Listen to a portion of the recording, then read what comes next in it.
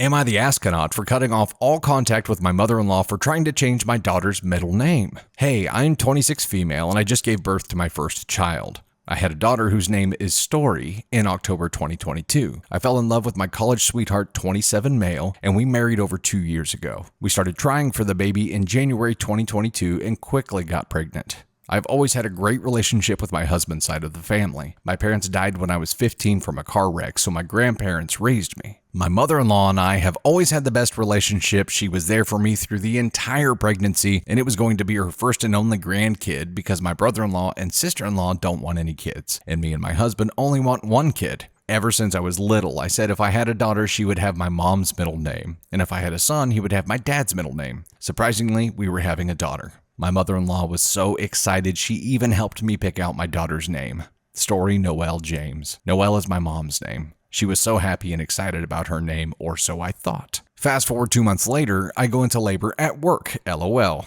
My coworker drove me to the hospital and my husband and mother-in-law met me there.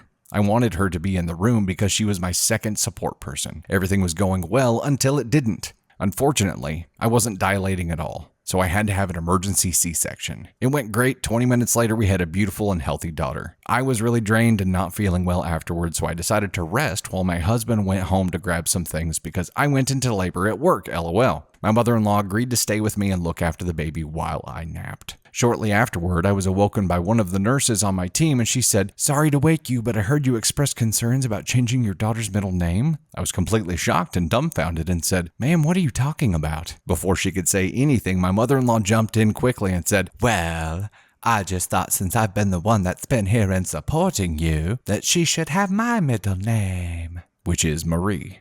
I was confused and so shocked and literally couldn't get any words out, so I simply said, "What?" This lady looked me directly in the eyes and said, "Well, she's not even here to support you, so what sense does that make?"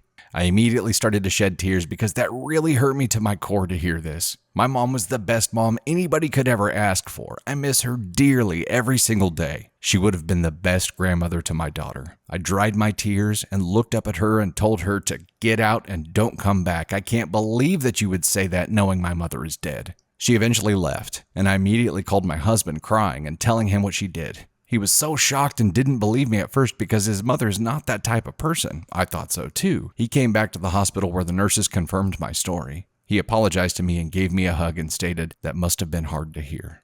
It was. We were discharged 2 days later, and that's when I started receiving texts from my brother-in-law and sister-in-law stating how I'm wrong for kicking her out of the hospital room when all she was trying to do was make me more comfortable. My sister-in-law even went as far to tell me, "If you ever call my mother a bitch again, you won't be alive to raise your daughter." It was clear that my mother-in-law fabricated the story. I was shocked, and that's when my husband grabbed the phone and cursed his brother and sister out really badly, especially his sister. And he told them what really happened. They immediately apologized to me. My sister-in-law even started crying for what she said 1 minute before. I was really mad, but I forgave her because I would be the same way about my mom and grandmother. 3 days later, my brother-in-law and sister-in-law came to meet their niece. It was lovely and a beautiful sight to see.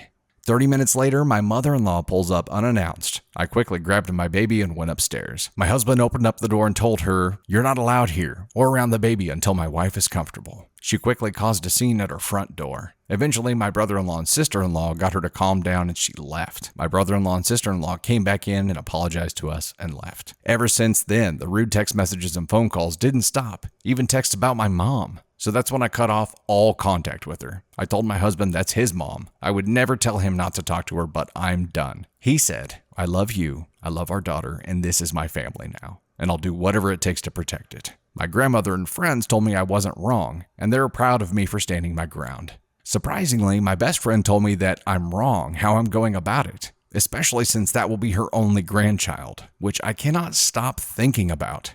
So, am I the astronaut? No, OP, Mom, you are not the astronaut at all. And it all comes down to this really simple thing. If mother-in-law, after she had said this terrible thing, showed any kind of remorse, apologized, tried to make it right, then you would have not a responsibility, but at least some grounds to forgive her and allow her to have a relationship with her grandbaby. But she didn't. She shows zero remorse for this at all. She's not done a damn thing to try to apologize or make it right. And she has this entitlement where she shows up at your house thinking that she just is allowed to see the grandbaby because she's the grandma. But it's not like that. You are her mom, and you have the right to say who she can and cannot see, at least at this point in her life. Someday, your daughter can grow up and decide. But until grandma is ready to apologize for that horrible statement, which is an AScon 1 offense, anytime somebody throws your dead parent or dead spouse or whatever it is, anytime that somebody is throwing a dead loved one in your face and using it as ammo or to try to get to you, to try to take a dig, that's an AScon 1 offense automatically. So mother-in-law is an AScon 1.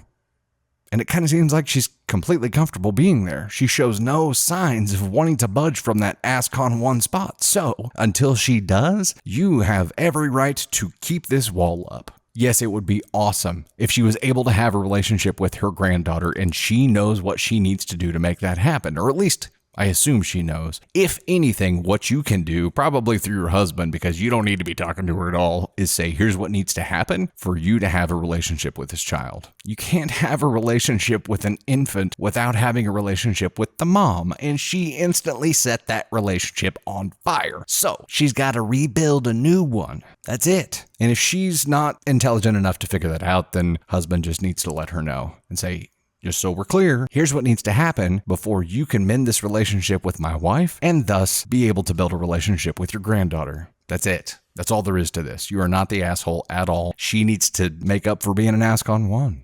What do you guys think? Let me know.